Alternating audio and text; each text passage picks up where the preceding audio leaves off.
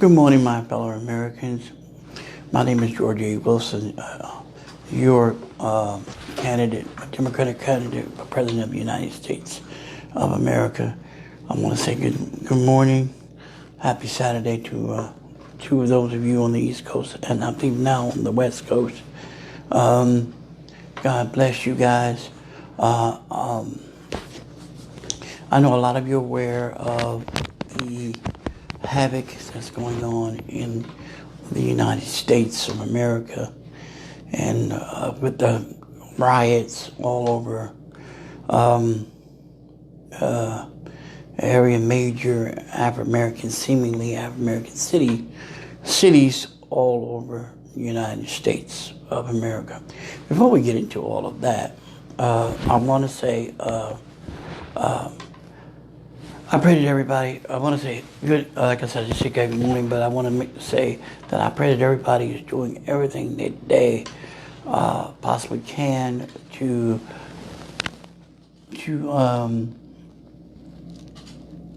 stay safe. This coronavirus is out here, and I'm praying that everybody do everything that they can to be safe and is constantly doing what they need to do to be safe. You're doing all the things that you need to do, like wearing masks when you're in public.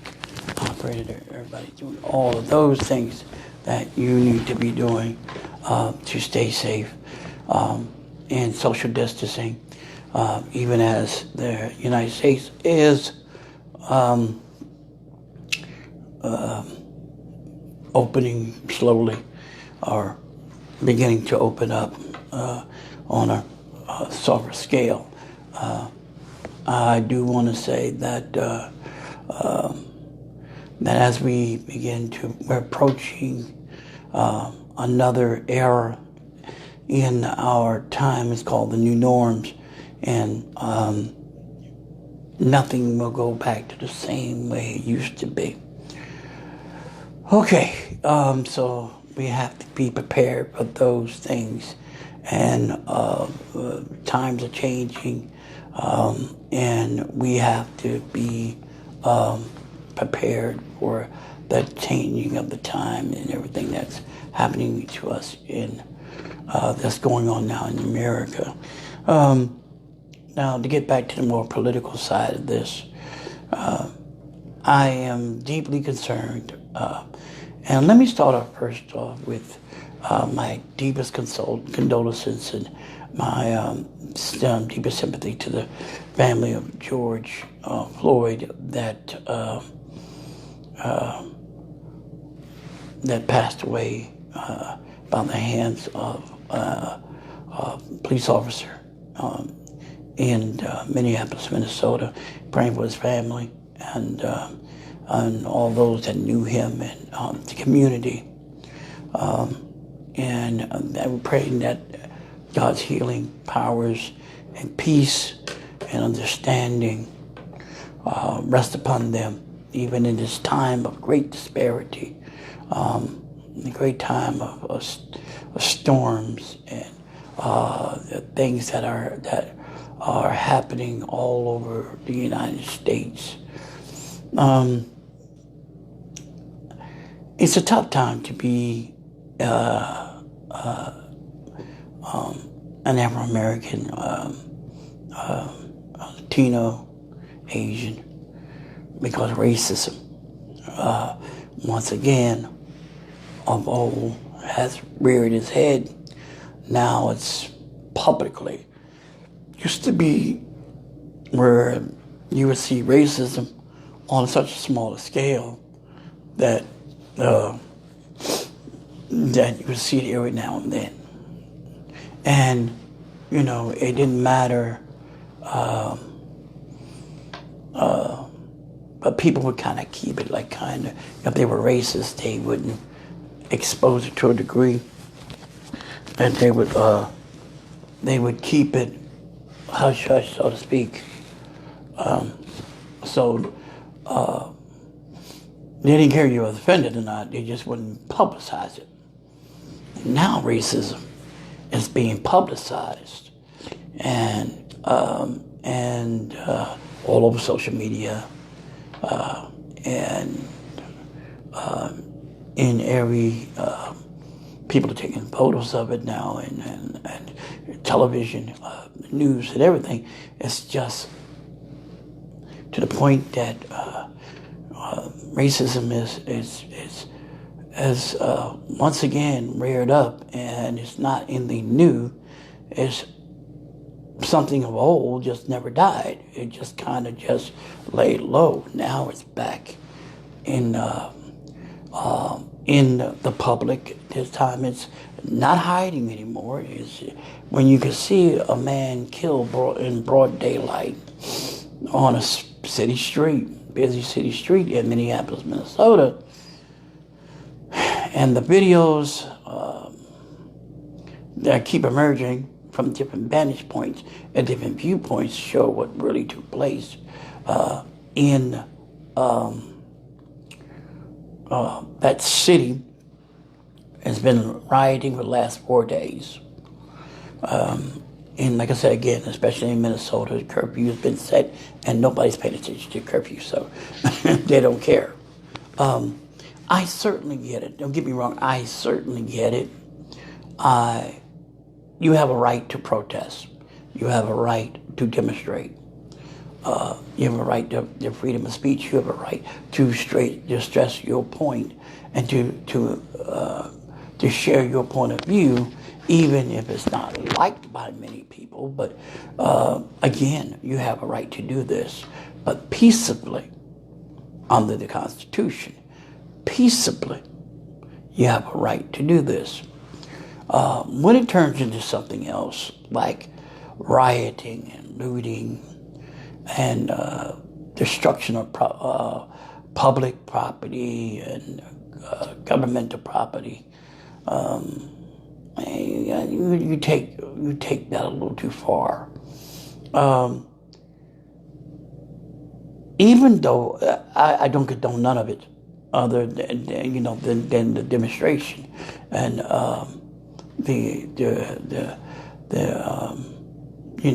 when you get out there and you express your distaste for whatever the law is doing. I get it. I totally get it. And seeming like we're not being heard. And like nobody's listening to us. The more we yell, the less they listen. The more we protest, the less they listen. The more we scream and we, physically show some type of just basically our frustration, our anger, to just get them to if you just listen to us, we still get that deaf ear. And so people, in any given incident, I don't care who it is, when you are ignored, you act differently. When people refuse to hear you, then you act out in another mannerism. So you figure, if I make some ruckus, if I make some noise, if I break something, if I throw something, if I burn something, if I vandalize something, then the spotlight will be turned on me, and then I can straighten. Now I got your attention. Now I can get you to listen to me. If this is the mannerism in which we see, and which is what we see, then don't get me wrong. I get it. I get what these people are doing. Don't get me wrong. I get it. I certainly get it. It has struck all of us. It has hurt all of us. It's saddened all of us, especially parents, those that have children.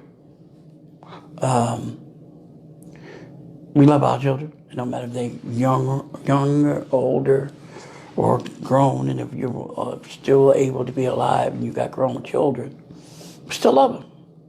Maybe you could be grandparents, but you still love your children. And of course, they're grown men and grown women. They have their own things going on. But when someone takes the life of your child, don't care how old they are, that hurts. And of course, some people lose it and want to exact violence. And now, I'm not saying it's the right way to go, but that's what people do. Some people lose it. They lose it and want to exact violence for violence.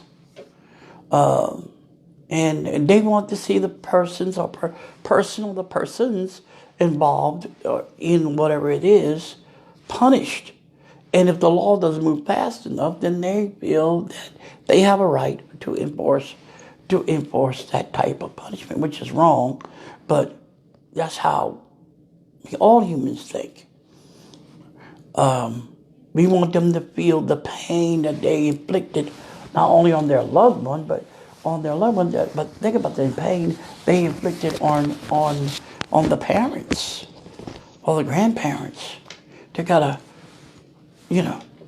put away or bury their loved one because someone took their life.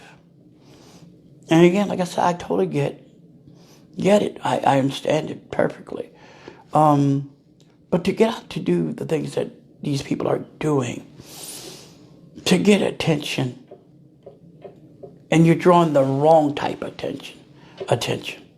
And everybody that's out there protesting with you are out there for other reasons. Not everybody's out there with you because you're protesting because of the pain and the anguish that you feel, of the pain and hurt of a loss that you are experiencing. You got others out there for all kinds of reasons that, they may feel, they may not feel. Now they may have feel, but now their attention is diverted to a whole nother set of actions. And so now you got this chaos that is happening all over the United States of America and especially the Afro-American communities that are rising up and protesting, dangerously to be exact. Because I guess, when you look at the way the Afro-American's been treated by the law, and or been mistreated by the law, should I say? And a number of deaths, mysterious as otherwise, have gone unanswered. The culprits either been let go, or you get some that do hardly no time. Some get paroled earlier. Others get community services. They may lose their jobs, but that's pretty much, and then some don't lose their job at all, and they remain on the police force. And whether they're in the same department or same police station or maybe move to another locale, they still policing. This is hard to take. And when you look at it, it is saddening. It's deplorable on the side of law enforcement to have 4 cops, 2 of which hold him down, 1 with the knee in, holding this man down with his knee in his throat, crushing, closing off the carotid artery and crushing the larynx, cutting off the air to the lungs and to the brain.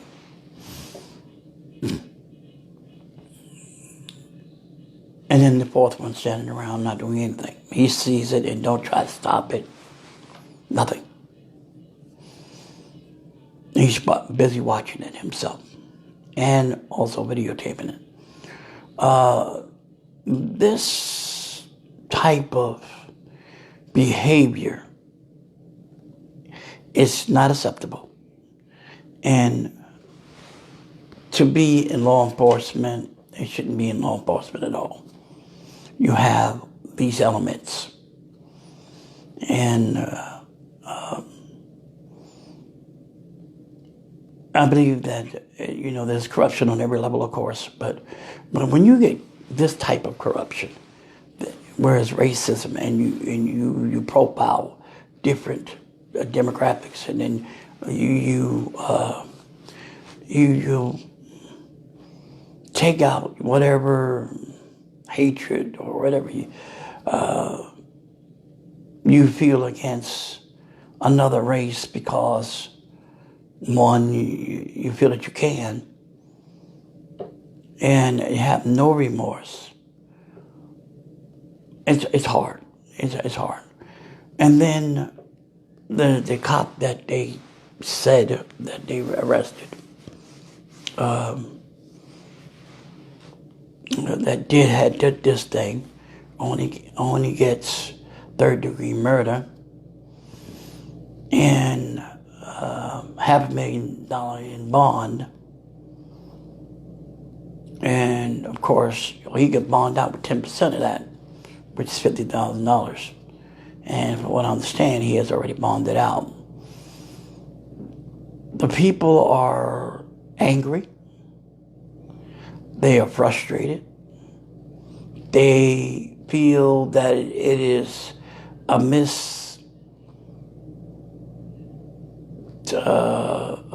justice of the law. He should have been charged with first-degree murder. I would charge him with first-degree murder, torture, aggravated assault. I'd have thought of a whole bunch of trials, bigotry, things to throw at him. Or he would have never got bail.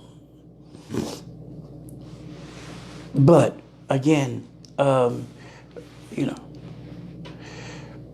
that's the judicial system we have today. And so with this going on, and then, it's like they're trying to give the people something, but they actually, in actuality, gave them nothing. And the other three guys that were involved that have not yet even been arrested yet, and no charges have even been mentioned for the other three that were involved. And also on a more even solemn note is that they both knew each other. Well, I'll be dang. They both, the cop and the police officer and Mr. Floyd knew each other. They worked together at an establishment right there in the town. Okay, again, so you gotta think in your mind,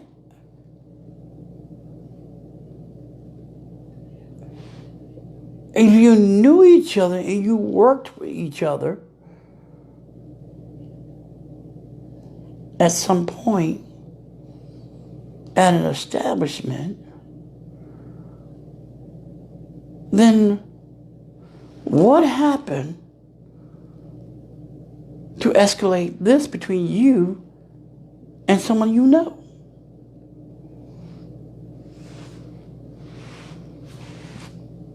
Or you knew of them? Exact same thing. When you got the call over the radio, you heard the name over the radio, and then you like, oh, I've been wanting to get this guy for a long time. And you zoom in on this man because you knew who he was. And you must have had some kind of issue with them.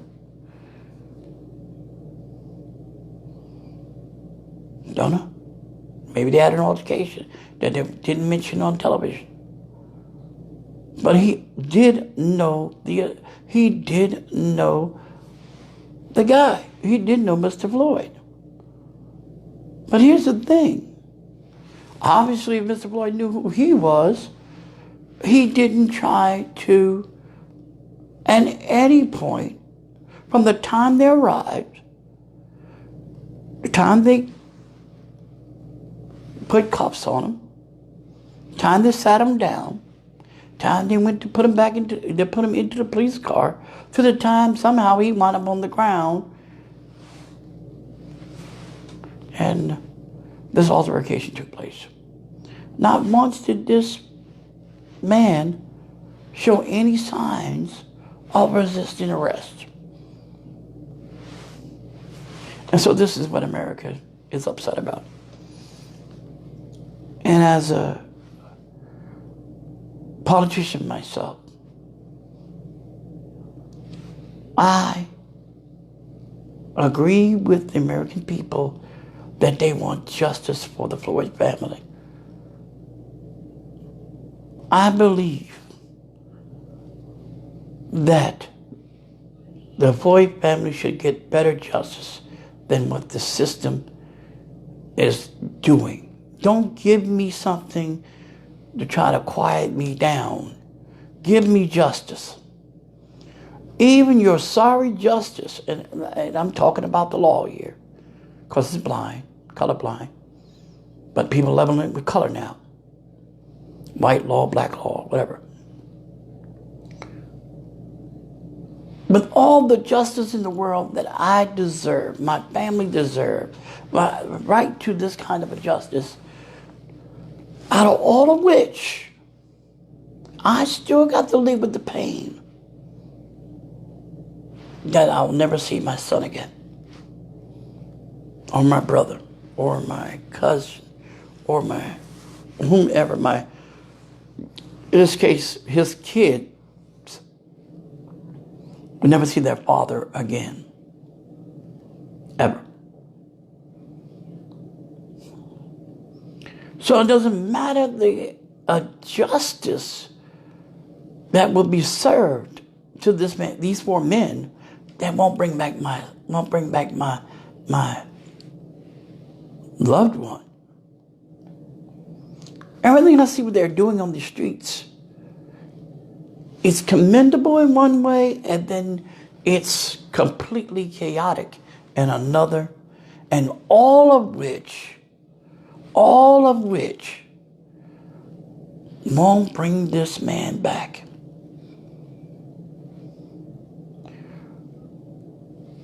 Unfortunately. And I don't get me wrong, I'm not downing anyone that protested. I'm not downing anyone that was involved in a demonstration. I just think you went about it the wrong way when you went to another level, took it to another level, and started rioting and looting. I know you went a bit too far with it. You exercise your right. They gave you, they said they gave you the room to exercise your constitutional rights, but it went too far. And even then, it still got out of hand in some cases. Understand something. There are a lot of good cops that got lumped into the barrel with a few bad cops. Not every police officer out there is crooked. Not every, they always use this adage, one apple spoils the whole bunch, which is a true statement. They can't if you don't find the bad apple. To know that something bad is going on in your precinct or in your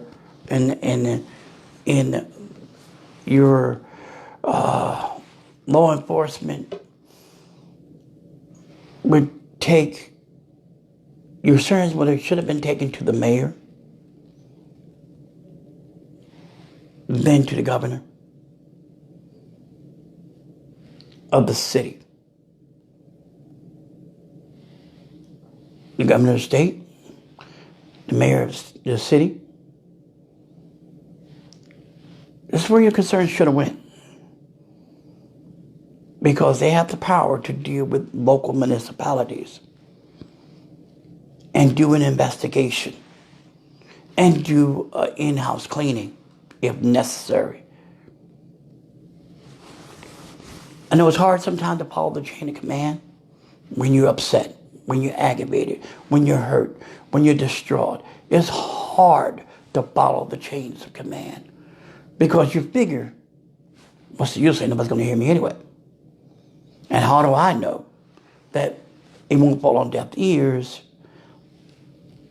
or the corruption will continue? I don't know that.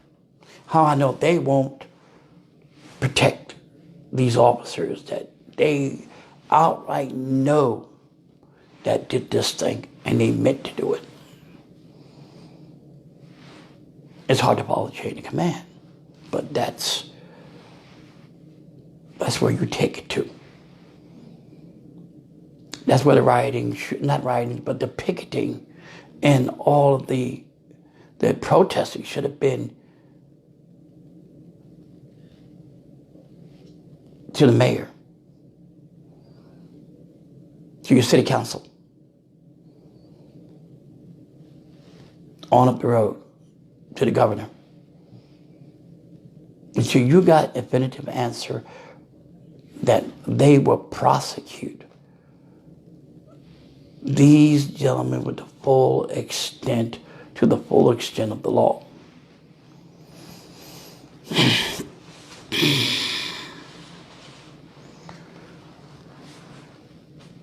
So I am, with saddened heart, and even as I speak, now hopefully by now, it didn't die down some in many cities around the world, around the United States. Now I don't know what they'll do tomorrow. Maybe they'll get tired and go home tonight. And go home and leave the streets. When they reassemble, they'll go back out, come out tomorrow. And this is a long ways from being all over. The autopsy report came back saying there's no signs or proof that he's been, no signs of strangulation or fixation or whatever that word is, that they, medical term for, there's basically, the autopsy report is coming back exonerating the cops, or the cop that had his knee in last name in George Floyd's throat. That would put more, if you ask me, it put more kindling on the fire. Now the family is saying they want an independent autopsy. I don't blame them. I would too. I want a total different autopsy done, away from, even have to move the body out of the city or out of the state to another state. Does somebody have nothing to do with these local cops at all? Somewhere that they, where they can't be influenced by another state jurisdiction.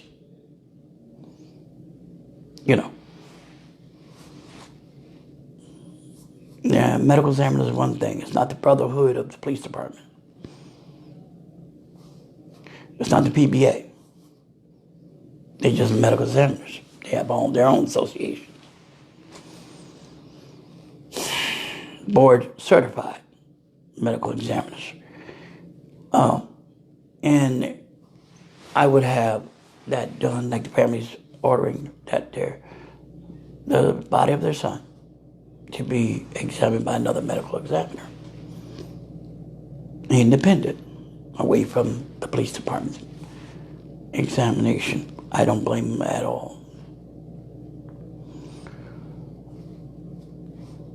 And I hope they do. And we pray the outcome is more truthful, more forthwith, and more right in this case because everybody saw what happened. And it's impossible with that kind of pressure on anybody that you cannot physically see where there was something that was pressing or some type of strangulation on that body. It's impossible not to see that. It's impossible to even indicate it doesn't have, that had no bearing on his plight. Now, he did have, according to the autopsy, don't know for sure, but he had a number of underlying ailments as well. And that's what they're trying to say was these ailments that cause the suffocation. They sped up these other ailments that cause his death and not strangulation. Now, he may have had other ailments. May have. And, usually in autopsy report, they do their whatever they do. And if you ever had any ailments, that'll come up. They do a very thorough job, especially if it's a homicide situation, to find out what was the cause of the person's death. Again, so it may have been that he did have some underlying issues, who knows? But with everything that's going on right now, I don't believe it matters. But especially surely the family would have known if he had any of these extra ailments that they're saying that he had. I'm quite sure the family would know if he was sick or something to a degree that they were serious conditions. Which makes it that much more worse, the idea that you knew this man was sick, such as a tight-knitted community, according to what I'm understanding, that you would have known that man was sick and he had, or that man had these types of ailments, and to put him in that kind of a stressful situation would only elevate that situation. So therefore, you knew it. If you knew this situation, then it was torture. Added on to the charges of murder. Public murder. Just like happened in Georgia, where they publicly shot that boy. Publicly. Racist driven. Racial motivated. And so, the state is hurting. The city of Minneapolis is hurting, and all of the other cities around America are hurting for what had happened.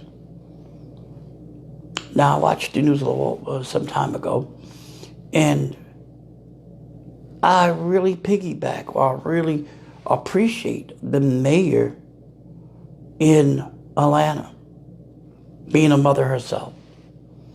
And the things she said when she heard about what was about to go on, she had a son who's 18 years old. She called him, I asked him where he was. Like a mother.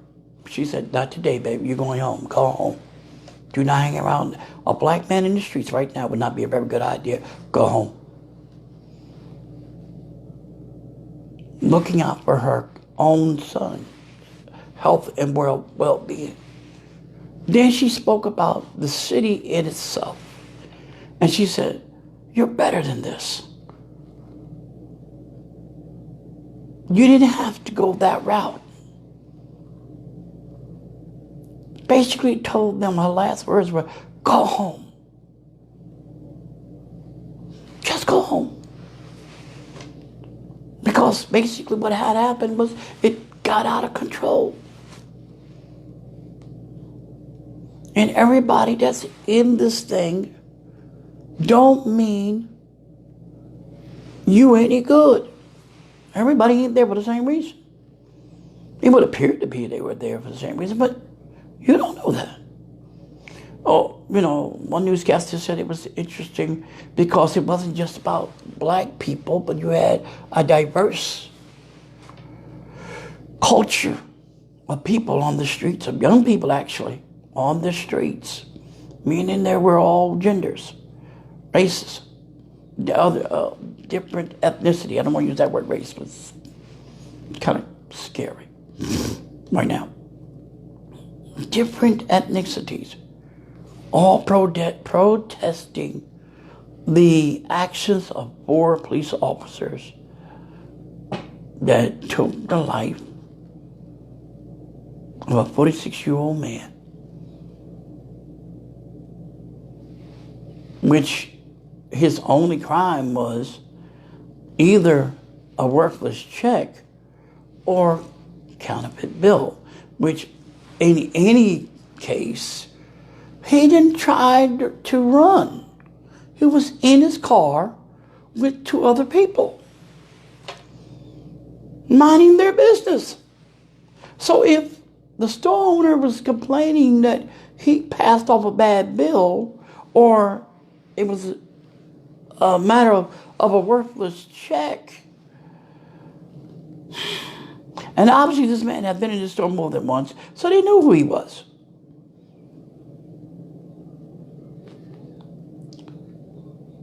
It wasn't a dire emergency. He wasn't holding up the store. He didn't go in to rob the store.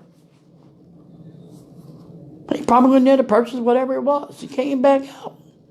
And he was sitting in the car with some people he knew. Apparently, friends of his were in the car with him. They weren't going anywhere, or they hadn't gone anywhere. Even they were forced to get out the car when they saw the cop drew a gun. They jumped out, hey, man, calm down. Hey, we saw the gun, we don't want no part of this. We're just getting out the way. I ain't trying to get shot.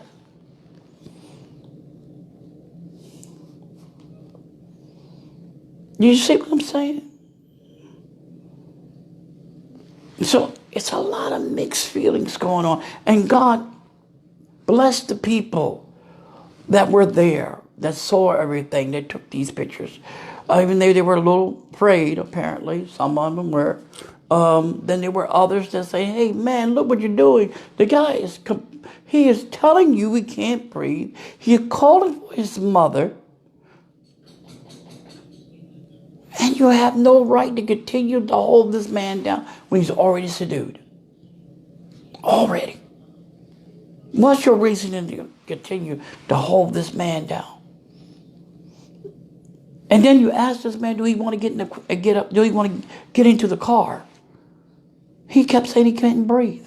He said, I can't breathe. Well, the reason why he couldn't get up and get in the car because he was being held down. Why would you ask him a stupid question?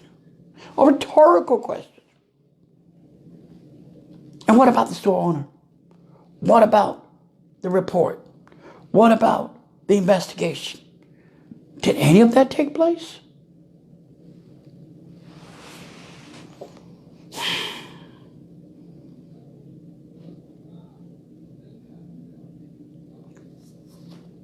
It's a big story, and it will continue to go on and on. It's going to go on for a long time until some act of judgment on these 4 gentlemen are passed to the satisfaction of the public. We have chaos all in major cities, even in Washington, D.C., chaos. I've seen all of this saddening, chaotic stuff I've looked at.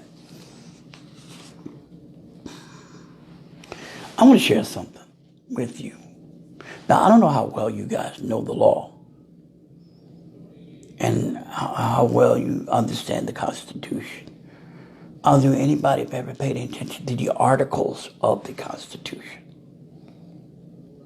See, you have to understand your rights, but there's articles to every one of those amendments there's articles to that amendment. First Amendment, there's articles to the First Amendment, Second Amendment, and so on and so forth and so forth. So therefore, if you're going to know the law to the letter, you have to also read the articles to those amendments to understand the whole law, what they can and what they cannot do under any given circumstances or to certain circumstances.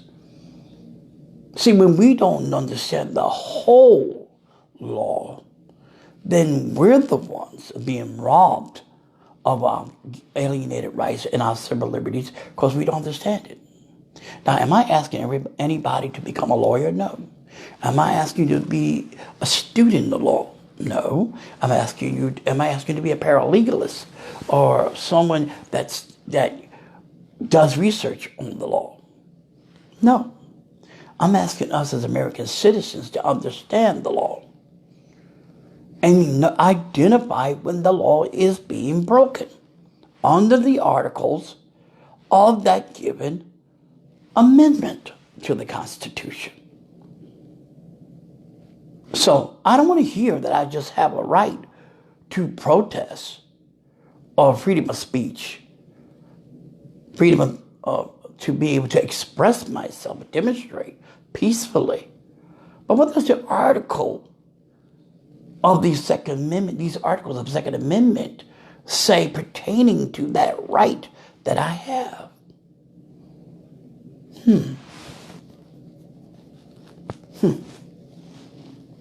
Let's see if Mr.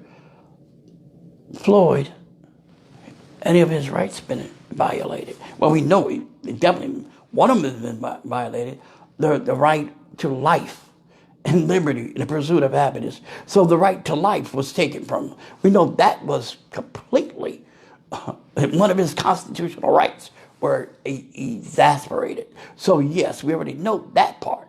But let's see if any other laws might have been broken. Let's see if the protesters, are they doing the right things? Do they have the right to do what they do?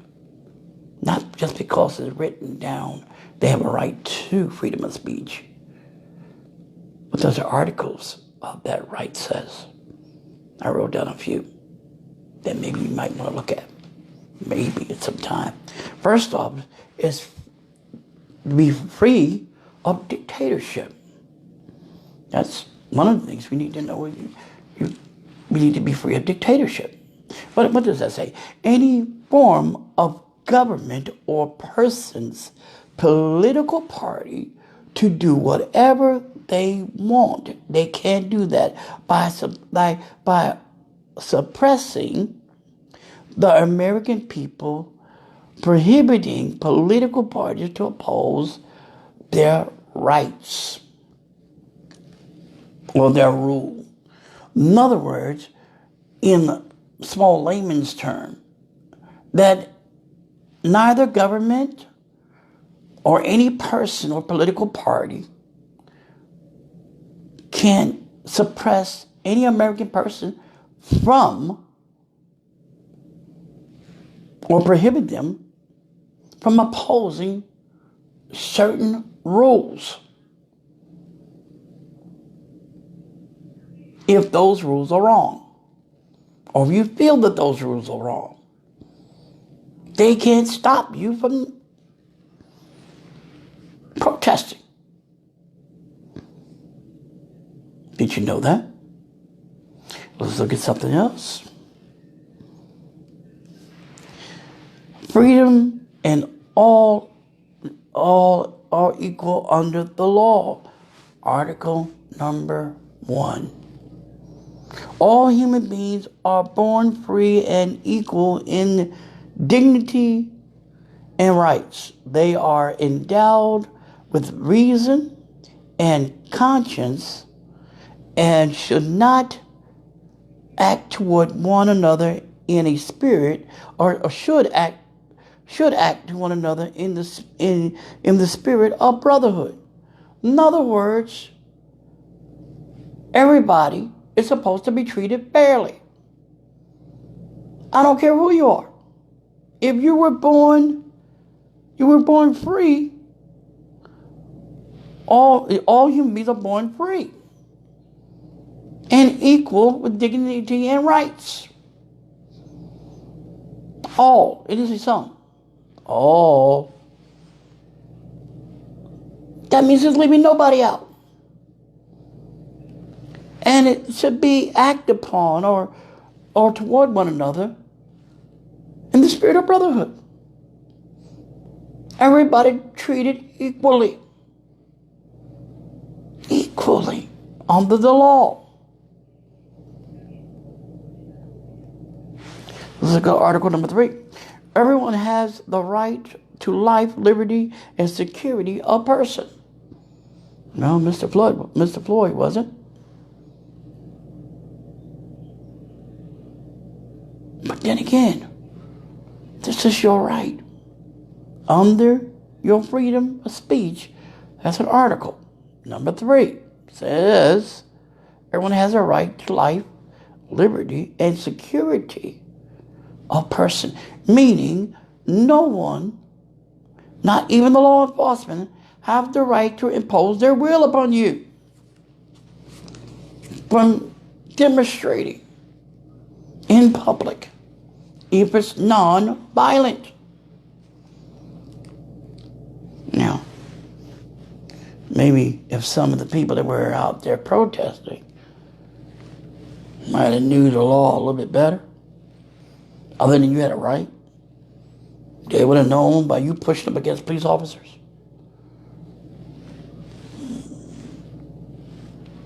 You're kind of mumping up your own right to do so. Now, sometimes when you do these things, I understand. Right now, we're in a state of emergency. The United States is in a state of emergency because more cities around the United States in different states are rioting. I just heard today several cities in my state, California, went out to rioting. And in Bakersfield, I believe it was, my wife was telling me, someone got hit by a car. They took to the streets, put their lives in harm's way. Now, hopefully that was an accident, and whoever hit that individual couldn't, just one of those things. If somebody died out in front of you, you coming along, street. Accidente. I hope it wasn't racial driven, that the individual was in the car aimed that vehicle at that individual because they were rioting. We didn't hear no more on the subject, but tomorrow I'm quite sure we'll get more news of what happened in the state. Even the weekend, I'm quite sure the news are going to be influx of news are going to be like usually weekend news is kind of bland. You get something a little bit here, a little there.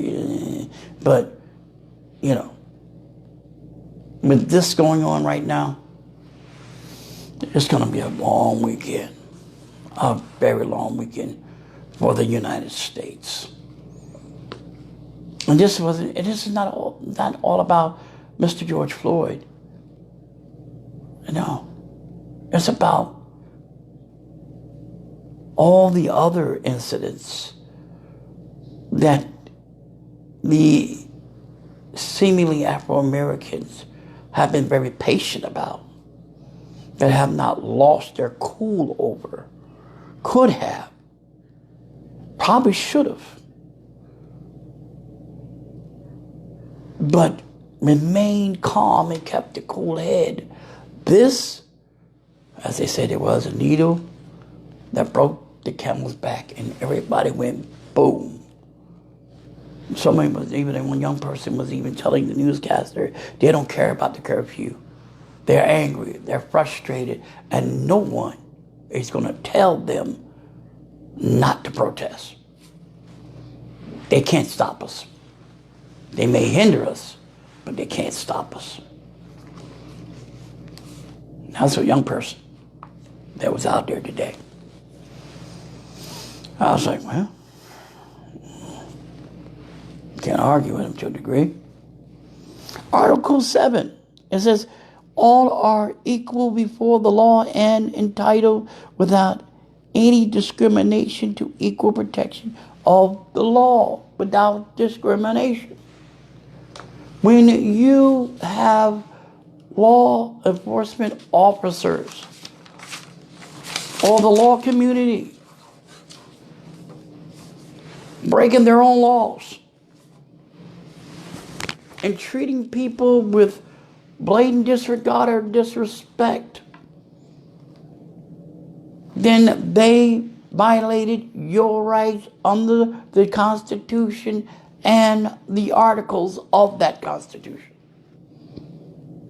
Know the law, the whole law, the letter of the law.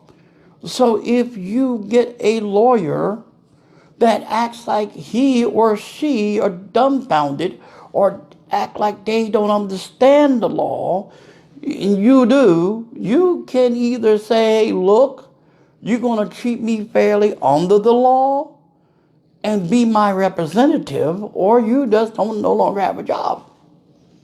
And I'll find me someone else that will represent me adequately and fairly. And I'll deal with you later on another case, on another point. And you have a right to do so. And same thing with the DA, the assistant DA, the DA, or even the judge. You have a right to appeal if you don't like a decision that was made. But you have to do it the right way. And you have to know the whole letter of the law. And if you don't know it, they can twist it. And they can rewrite laws immediately. And change it. Well, that isn't what that said. Oh, yes, it is what it said. Well, this is what it says in there. Well, that was been rewritten. When did that get rewritten? Today? Because it wasn't there yesterday. So when did that law show up into the books? Show me the stamp mark when that law just hit the books. Because my understanding how the laws work, they go through the House, then through the Senate. And both sides have to agree 2/3% in order to pass that bill to the president for it to become a law. So when did that become a law? Please explain that to me. So you have to know the law.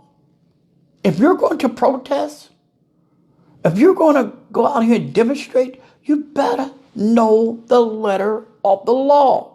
And you better act in accordance to that law, because that's why they're there, to govern.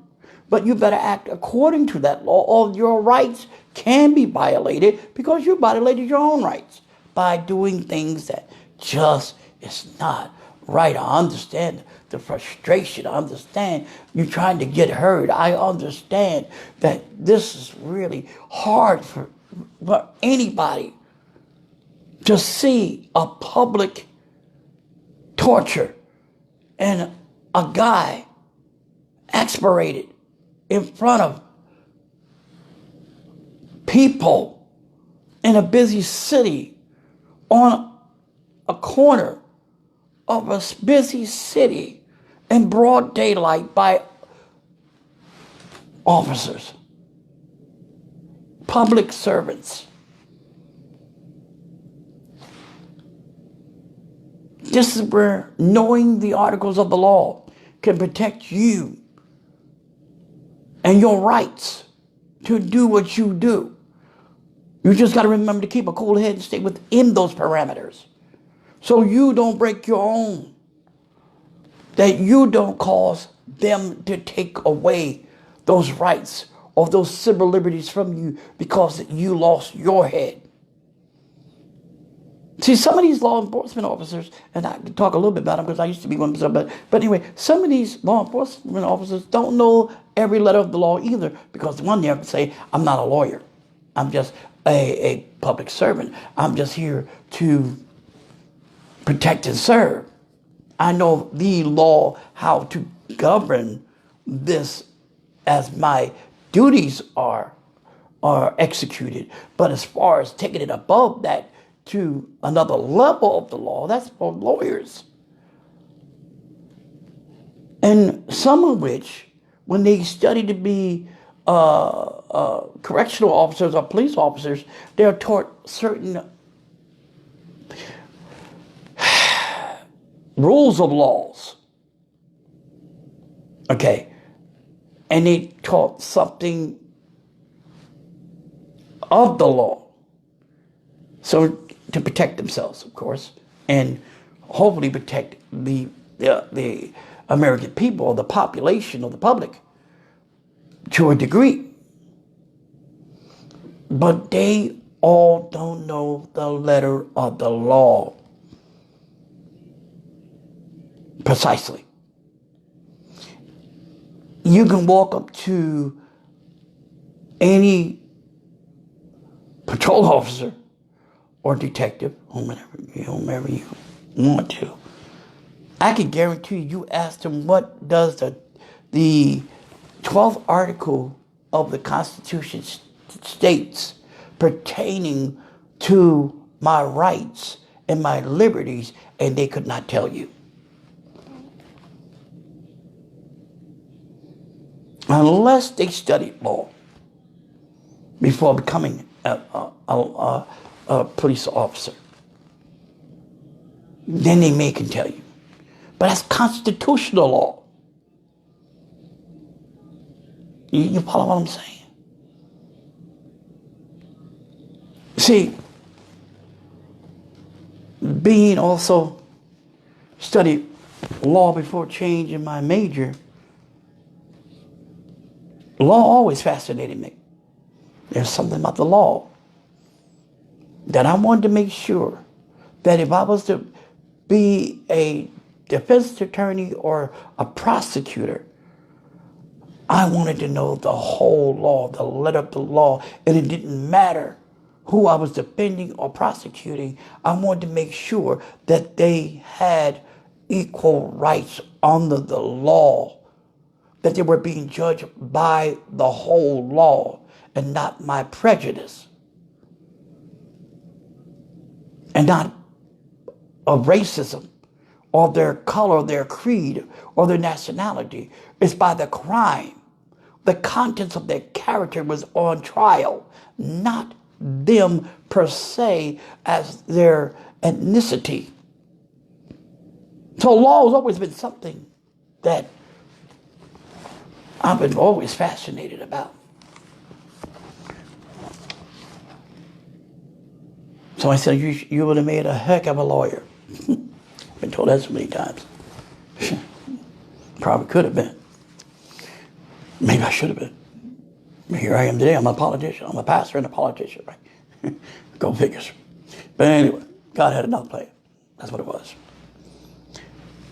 The 12th article of the Constitution says, no one shall be subject to arbitrary interference with his privacy, family, home, or correspondence, that means people that know you, nor attacks upon his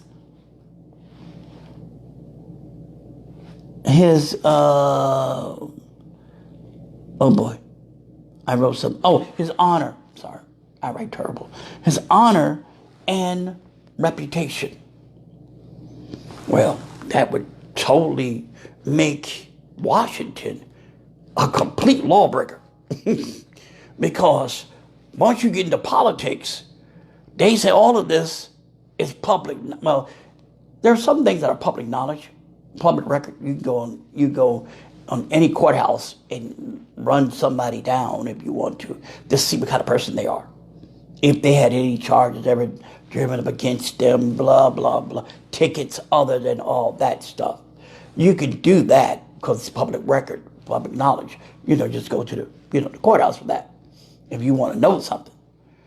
That's public record. You can't, they just don't give you social security number. They don't give you driver's license number. They don't go, they don't give you all that information, birth date and stuff like that.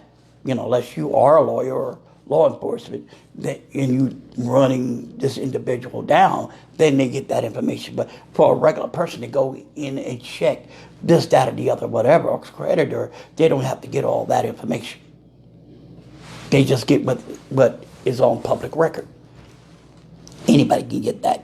And sadly today they can get other information that they don't give out, but they can get that. But what did it say? Simply saying, my privacy, my family, my home, people I know, nor attach upon their honor or their reputation should not be subject to arbitrary interference.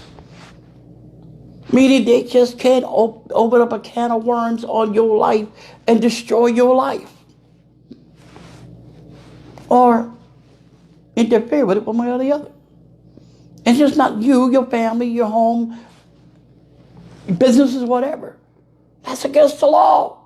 That's your right as an individual should not be violated. Did you know that too? And they said once you become public figure, all this comes readily available. It shouldn't come readily available unless you give that information. Now, again, you want to be truthful because, again, you're trying to serve the public. The public has the right to know who they are interested in, or who they're voting for, or who they're putting in their office. Then it would be wise to let people know what type of person you are in order for them to trust you, to have confidence in you. But to just take it and violate your rights, even once you become a public servant, they're not supposed to violate those rights.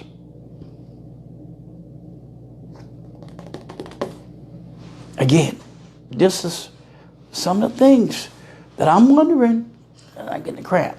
I hope I don't, because I don't need it. Under the law, under the constitutional law.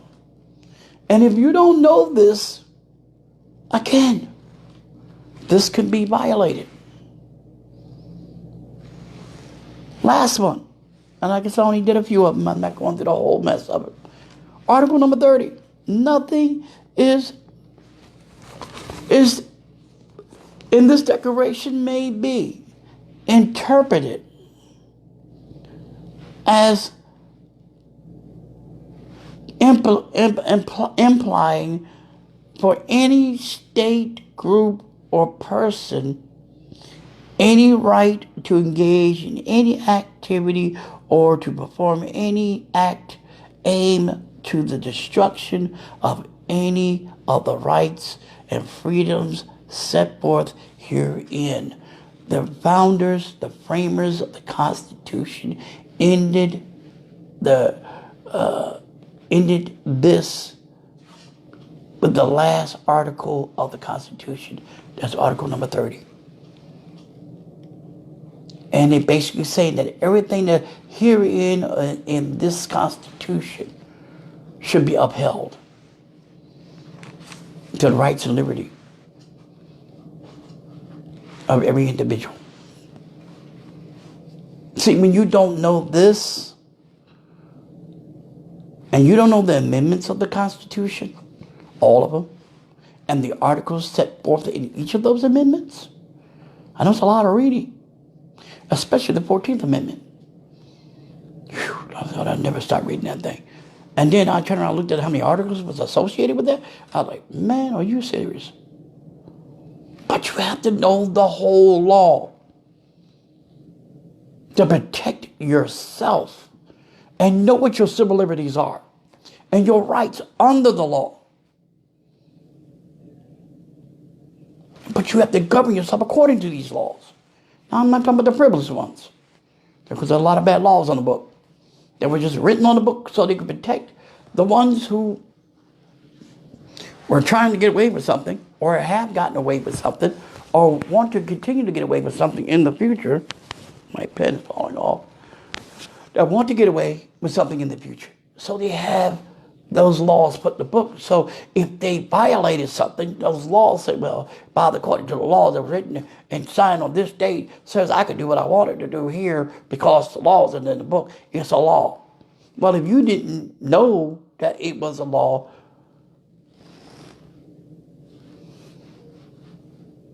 then they probably get away with it. Now, I'm not asking anybody to become law students. No. I'm asking you to protect yourself. And what I see today is a country in an emergency situation. And when I look at the consequences of some of their actions and see what they're doing, and there's people in that crowd, these crowds, they're stirring up racial tension. They're stirring up this madness. And they want to bring martial law to these states and around the United States. Do you see what they're doing? And they did this purposely. Now people are having issues with the mugshot of the patrol officer that just got arrested today. They saying, now people are saying there's two different people. Well, look at the pictures again.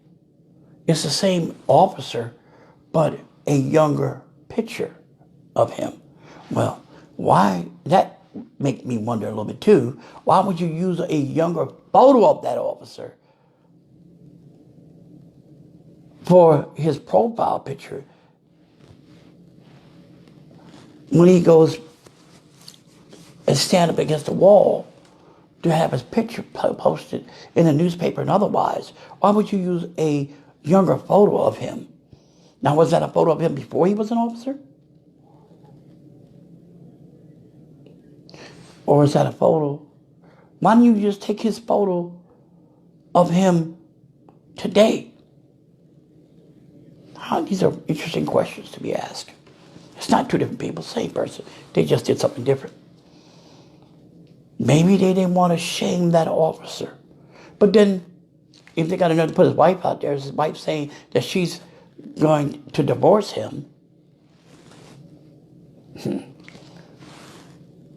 All right, well, really, your picture, we really don't make a difference here. We don't know what the system was thinking when they didn't put his picture out there. I have no idea. But the United States is in a state of emergency. And I believe that our Commander-in-Chief, the President of the United States, need to step up in and do his job as Commander-in-Chief and take command of the United States when you're watching it going completely out of control. And I don't mean by making statements and calling all these people, especially those that are in Minneapolis, thugs. That was the dumbest thing I've ever heard him say. I've heard him say some dumb things. That was idiotic. That was rash. That was stupid. And believe me, if you got enough sense to tweet that, I'm a man like you are. I'm Afro-American. You're white. You feel that way about all Afro-Americans. Hey, I'm like, hey, don't tell me on a tweet. Don't tell me on Facebook or other social media. Bring your butt to my face and call me a thug in my face.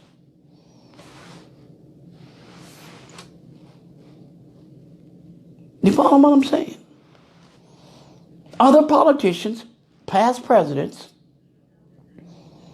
and Joe Biden that's now running for the same office I'm running for, all weighed in and said that was ridiculous. What were you thinking, man?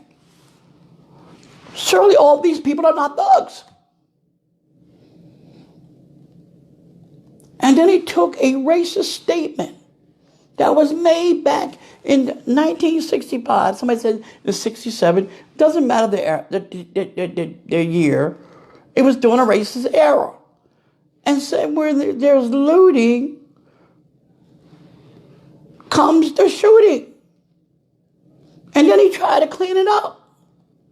We know what you meant when you said it. You're racist. It's no big secret to us. You want us to self-destruct, Mr. President? You want us to kill each other. It's called black on black crime. You don't care what happens to us. In this case, it wasn't black on black crime. It was a cop. It was a white man killing a black man. If you want to put it racially, that's what really took place. That man was already subdued. He was already arrested.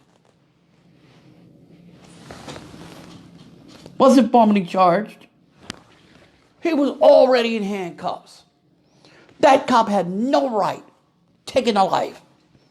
He was not in danger. His comrades weren't in danger. So if you want to call it what it is, it's racism. If you want to talk about it like that. Because I got highly offended when you called those people that were protesting thugs. Really? Standing up for their civil liberties, their rights, their protest against the wrongdoing of supposedly the law enforcement in their state or their city, and you're going to call them thugs?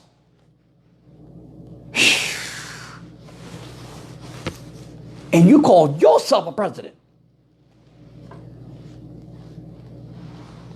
No, sir.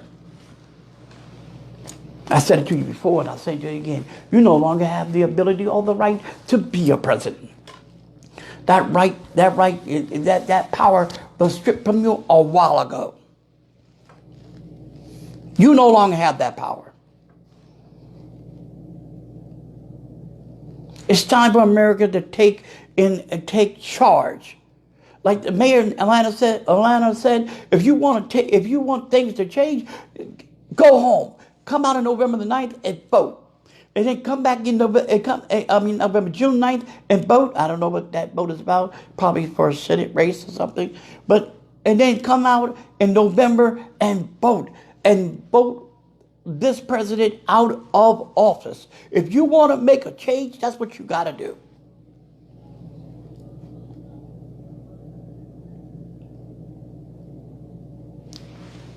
Because this is not a commander-in-chief. This is not a president. This is a dictator. This is a crazy person. This is someone who wants to be king. This is somebody that just doesn't have no empathy, no sympathy.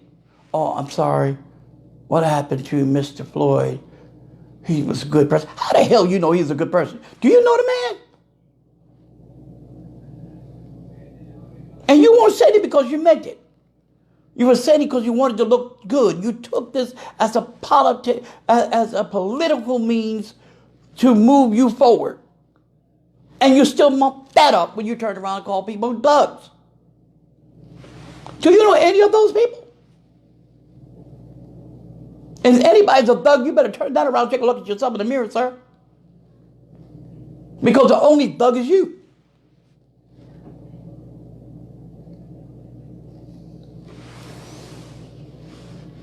It's time to take a stand. If we don't fight for ourselves, nobody else will. Somebody asked the question.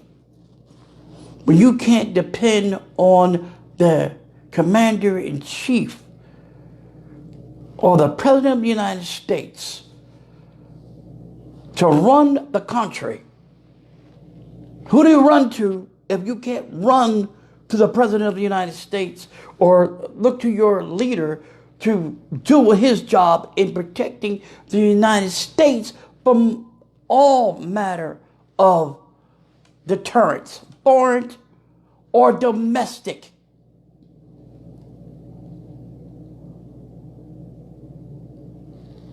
to execute his office as President of the United States.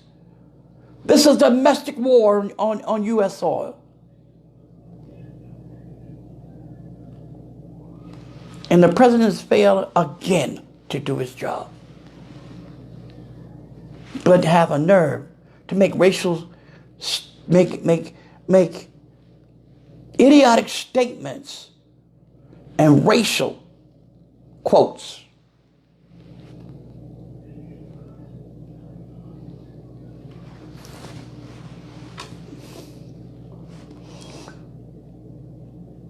I'm upset. Obviously, you have to pick that up. I'm like anybody else. I'm an American, a true American. I served my country. I stood in my neighborhoods. I see the pain and the struggles in the face of these people each and every day.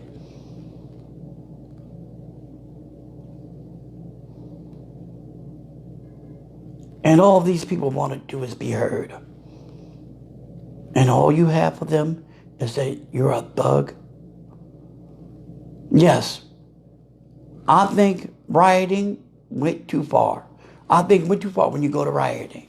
Yes, tearing up your own neighborhood, your own community, yes. Looting, destruction of property, yes, too far. Wrong.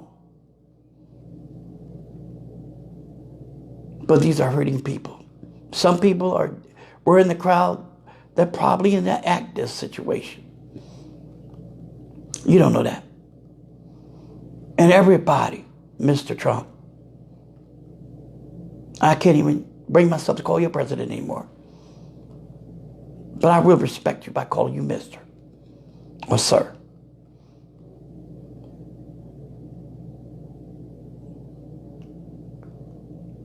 You lost my respect a long time ago.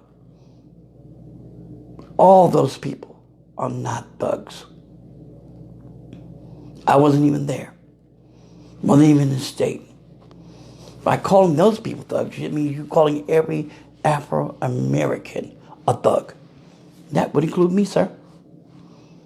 And I'm running for you. I'm running to take your job. And I know I'm not a thug. But that's basically what you did.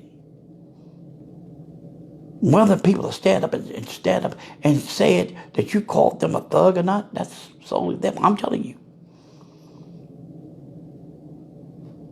I resent that remark. I can call you a whole lot of things too. But I'm trying to keep it within the perimeter.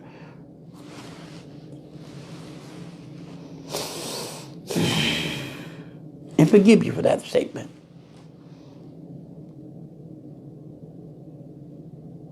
Certainly, Mr. President, certainly, sir, we're not thugs. We just want to be heard. And we just don't want to be heard. We want something to be done. And if you can't do your job, then get the hell up out the seat and let somebody that has a backbone and has a love for this country and love for the American people do the job. Because obviously, you were definitely a sad choice. And a bad one at that.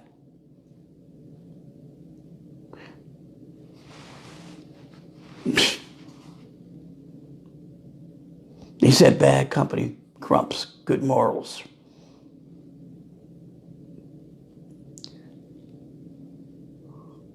Sir, you are bad company.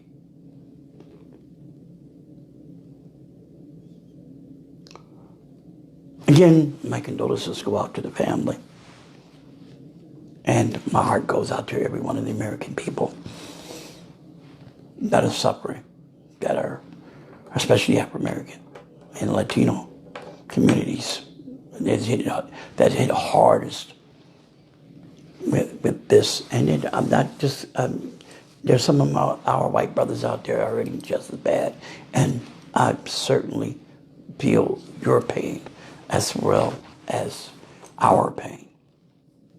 I can't expect y'all to understand how we really feel, but I thank you for at least supporting us and coming out and saying, hey, I'm with you. This is wrong.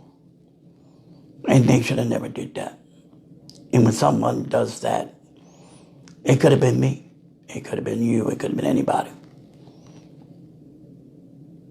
It could have been any of us. And I'm praying for you, sir. I am. I'm praying that God have mercy on your soul, on your administration, on all those evangelicals that call themselves Christians. Because not one of them stood up to you and told you you were dead wrong for making that statement. Not one. Now, I don't know what they told you behind the scenes, but I don't think they said anything about that. Not really. Excuse me if I don't believe that. I just don't. My name is George A. Wilson. I am your Democratic candidate, writing candidate, running for President of the United States this year. It's not about power or position. It's about what's right, what's just in the eyes of the law under God, that everybody should be treated fairly and just, and no one should be treated with the tyranny and the disrespect that this black man by the name of George Floyd was treated a few days ago. And pray for this country. We're in a state of emergency. And we will self-destruct if somebody doesn't step in and do something. And our president, commander-in-chief, can't be trusted. Somebody asked that question, who do we look to? And there's only one person comes to mind. That's the God.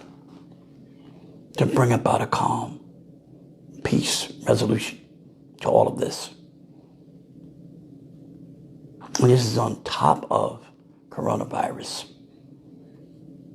That's steady rising in America. Cases are still rising. People are still dying.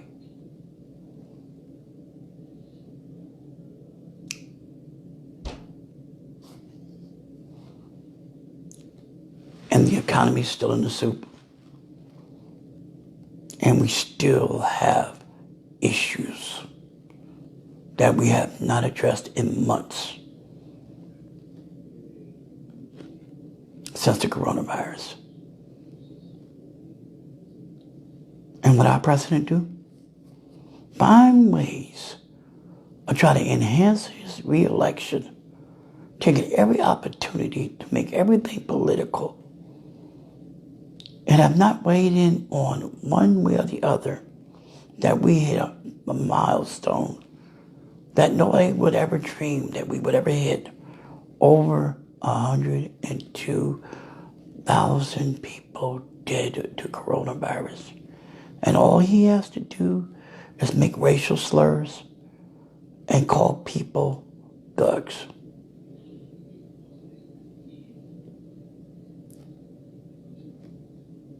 Sad. It's a sad and dark day in American history. And the thing about that is also that saddens me as well. Every country in the world is looking at us and shaking their head.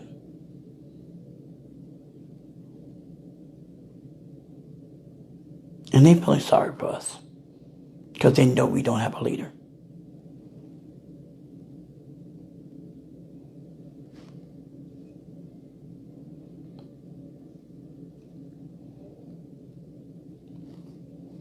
And I can't say what Vice President Joe Biden would do.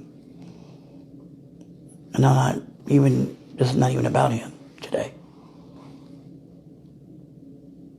or any other politician out there that's running for president would do, because I just don't know what they would do. But I know what I would do. See, I wouldn't talk the talk if I couldn't do the walk.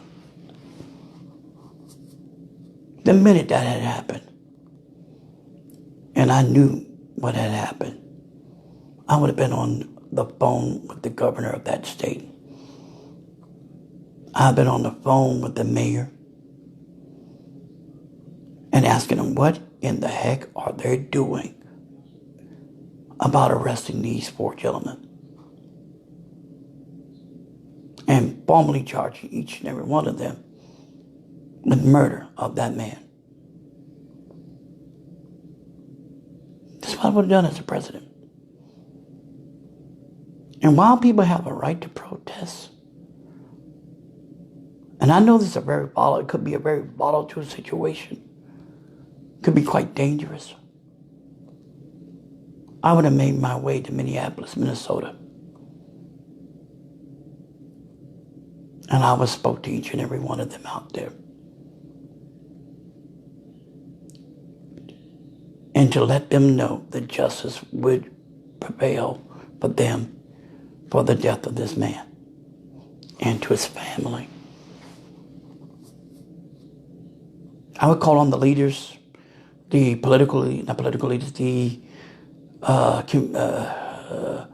Christian leadership in that state or that city, surrounding cities, to come together to help that city heal, show brotherhood, and help them to forgive these 4 men. I would have them do an internal investigation of that police department and any other police precinct in that city, from the top to the bottom. No one, including the captain, everybody would be under the fine-tooth comb of investigation for racism. And if there's a cleaning house that has to be done, it will be done.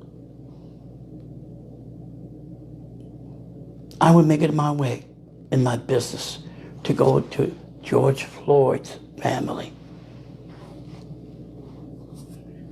home,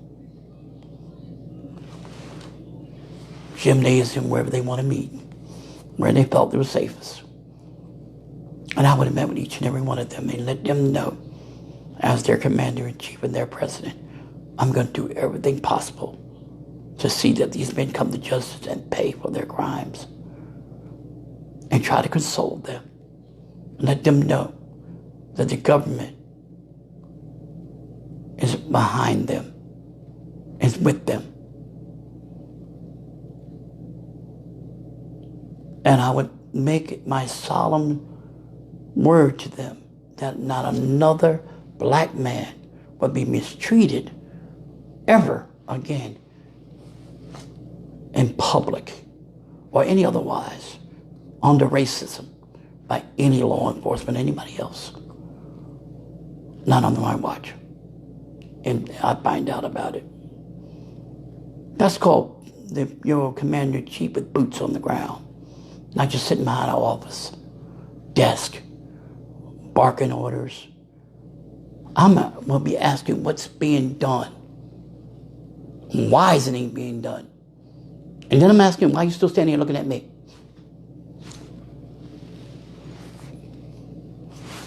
Go do something.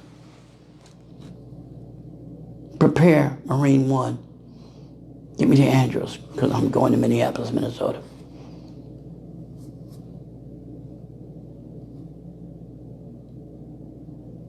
That's what I would have done